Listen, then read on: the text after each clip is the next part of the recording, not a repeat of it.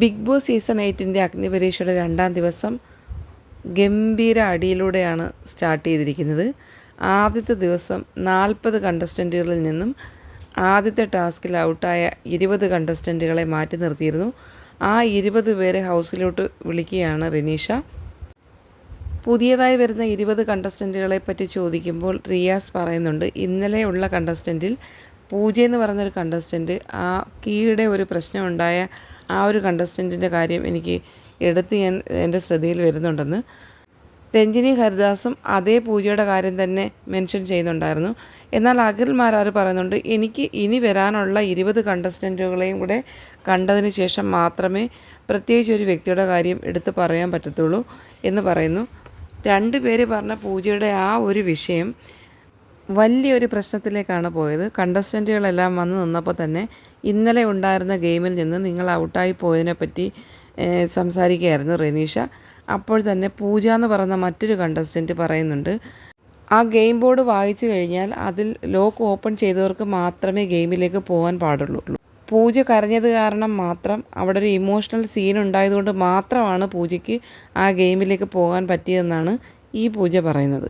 ഉടൻ തന്നെ രഞ്ജിനി ഹരിദാസ് ചോദിക്കുന്നുണ്ട്, മോളുടെ പേരെന്താ? അപ്പോൾ ആ കുട്ടി പറഞ്ഞ് പൂജ.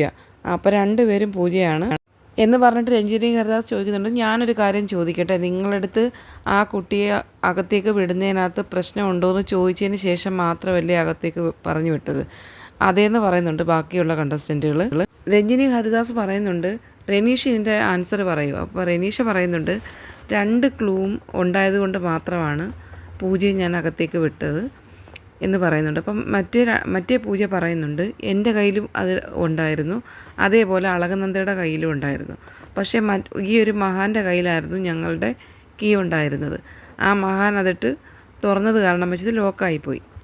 ഈ പൂജ പറയുന്നത് മൊത്തം കേട്ടിരുന്നിട്ട് രഞ്ജിനി ഹരിദാസ് ലാസ്റ്റ് പറയുന്നുണ്ട്, ഇപ്പോൾ ഒരു കാര്യം മനസ്സിലായി, നിങ്ങളാണ് ഈ കൂട്ടത്തിൽ ഏറ്റവും അലമ്പ്. അത്രയും പറഞ്ഞിട്ട് രഞ്ജിനി ഹരിദാസ് ഭയങ്കരമായിട്ട് ചൂടായിട്ട് പറയാണ്, ഇവിടെ ഇനി സംസാരിക്കാൻ പാടില്ല, സംസാരിക്കണമെങ്കിൽ നിങ്ങൾക്ക് പുറത്ത് പോകണം, പുറത്ത് പോയി സംസാരിച്ചാൽ മതി. ഇത് തീരുമാനിക്കുന്നത്, ഇത് ഫെയർ ആണോ അൺഫെയർ ആണോ എന്ന് തീരുമാനിക്കുന്നത് ജനങ്ങളാണ്. ഇവിടെ കളിച്ച് ജയിച്ചാൽ മാത്രമേ മുന്നോട്ട് പോകാൻ പറ്റത്തുള്ളൂ എന്നാണ് രഞ്ജിനി ഹരിദാസ് പറയുന്നത്. എല്ലാ കണ്ടസ്റ്റൻറ്റുകളും നിശബ്ദമായിട്ട് അത് കേൾക്കുകയാണ്. രഞ്ജിനി ഭയങ്കരമായിട്ട് ഷൗട്ട് ചെയ്താണ് സംസാരിക്കുന്നത്. എല്ലാ കണ്ടസ്റ്റൻറ്റുകളും കുറച്ച് നേരത്തേക്ക് സൈലൻ്റായിട്ട് നിന്നു. അങ്ങനെയാണെങ്കിൽ മാത്രം നിങ്ങൾ ഇത് കണ്ടിന്യൂ ചെയ്താൽ മതി എന്ന് പറഞ്ഞതുകൊണ്ട് എല്ലാവരും ഓക്കെ പറഞ്ഞിട്ട് അതാത് പ്ലേസിൽ പോയിരിക്കുകയാണ്. അഖിൽ മാരാർ ആ ടാസ്കിൻ്റെ കറക്റ്റായിട്ടുള്ള കാര്യങ്ങൾ അവരെ പറഞ്ഞ് മനസ്സിലാക്കുന്നുണ്ട്. അവിടെ 100 കീകളുണ്ടായിരുന്നു, നിങ്ങൾ ഇത്രയും ഓടിച്ചാടി ബഹളം വെച്ച് ചെയ്യേണ്ടുന്ന കാര്യമൊന്നും ഇല്ലായിരുന്നു. എന്നാൽ റിയാസ് ഇതിനകത്ത് ഒരു അഭിപ്രായവും പറയുന്നില്ല. പക്ഷേ രഞ്ജിനി കുറച്ച് ഓവറായി പോയെന്നാണ് തോന്നുന്നത്. എന്തായാലും തുടർന്നുള്ള വീഡിയോയിലൂടെ ബാക്കി കാര്യങ്ങൾ നമുക്ക് മനസ്സിലാക്കാൻ പറ്റും. ഈ വീഡിയോ നിങ്ങൾക്ക് ഇഷ്ടമായാൽ പ്ലീസ് ഒന്ന് സബ്സ്ക്രൈബ് ചെയ്തേക്കണേ. നിങ്ങളുടെ അഭിപ്രായങ്ങൾ കമൻറ്റുകളായി രേഖപ്പെടുത്താനും മറക്കരുത്.